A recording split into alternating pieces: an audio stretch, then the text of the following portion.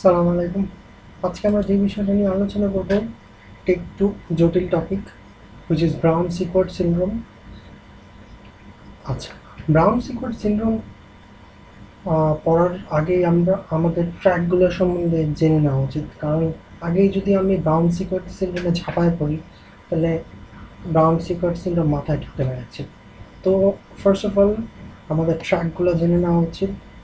Ascending track, track দুই ধরনের, ascending track and descending track. Ascending tract and descending tract.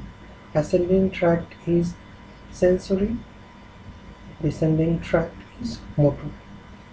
Ascending tract is sensory and descending tract is motor. আচ্ছা, ascending ট্র্যাক্টের মধ্যে কি কি আছে? Dorsal column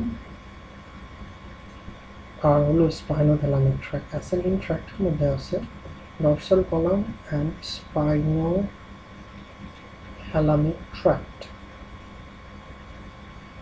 আচ্ছা, dorsal কলামের মধ্যে কি আছে? Pressure, vibration,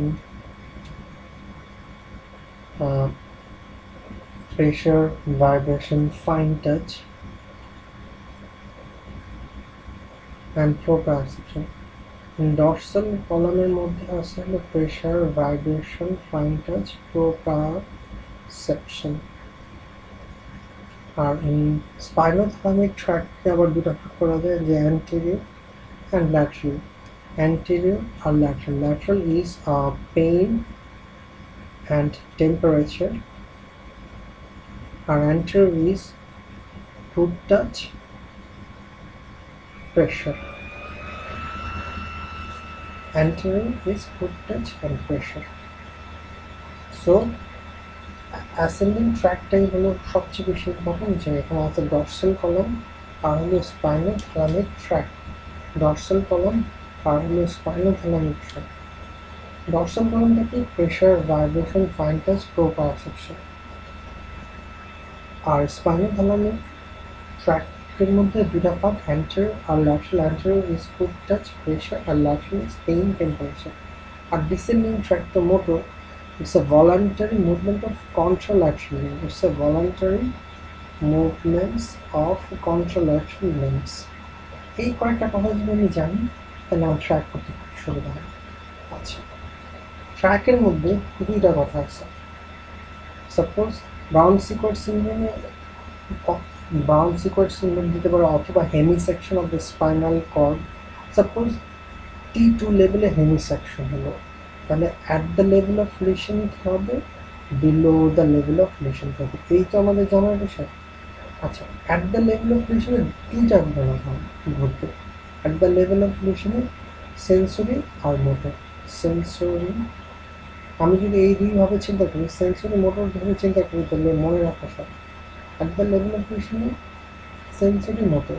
at the level of লিশনে ইপসিল্যাটারাল, অ্যাট সাপোজ T2 লেভেলে কাট হলো, তাহলে ipsilateral loss, মানে this is ipsilateral, this is contralateral. Ipsilateral loss of all the sensation, ipsilateral loss of all the sensation at the level of lesion. At the level of lesion, ipsilateral loss of all the sensation.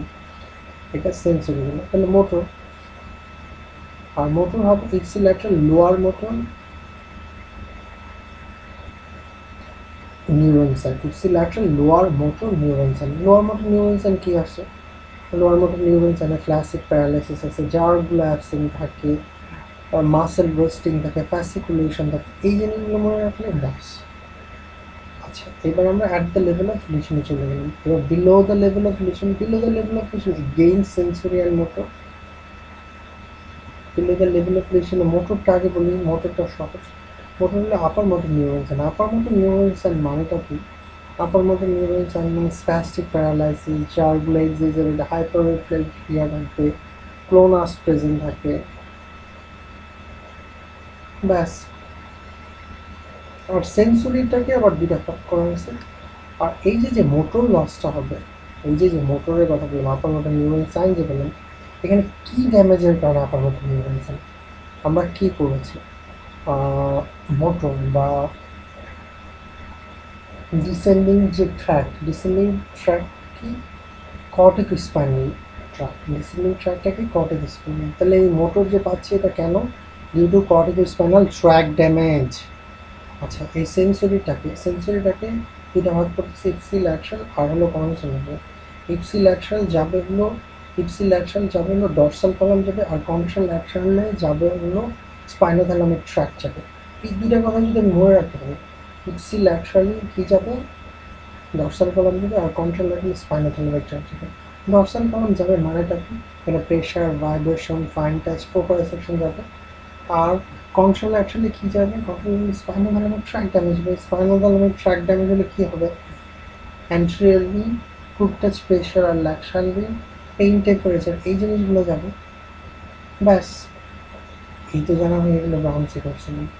এখন brown cigar সিন্ড্রোমে আরেকটা কাহিনী আছে, যে brown cigar সিন্ড্রোমে যদি above T1 level হয়, এই যে এই তীর চিহ্ন দিয়ে বোঝা যাচ্ছে যে অ্যাবভ T1 লেভেল হলে এখানে একটা ঘটনা ঘটে। অ্যাবভ T1 লেভেলে হর্নার সিন্ড্রোম ডেভেলপ করে। অ্যাবভ T1 লেভেলে Honor syndrome is PAM, ptosis, enophthalmos, anhidrosis, and meiosis. Ptosis, enophthalmos, anhidrosis, meiosis. Inshallah, you will understand what I'm trying to say.